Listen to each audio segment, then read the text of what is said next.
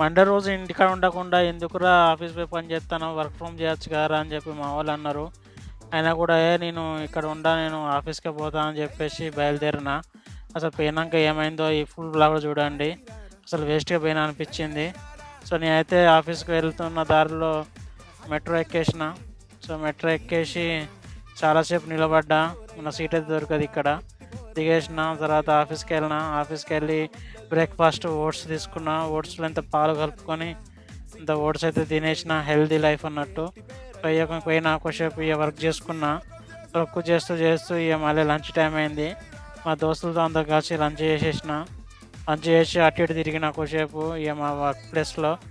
అది తర్వాత 3 అయింది. 3 o'clock కింద జ్యూస్ ఇచ్చిళ్ళు, పూల్ మక్కన పెట్టిళ్ళు, అవి తినేసిన. అవి తిన్న తర్వాత ఇక ర్యాపిడో బుక్ చేసుకొని ఇంటికి బయలుదేరిన. మెట్రో ఎక్కేసిన. ఆ తర్వాత ఇంటికి వచ్చేసిన. మరో ఇంట్రెస్టింగ్ బ్లాగ్ తోటి రేపు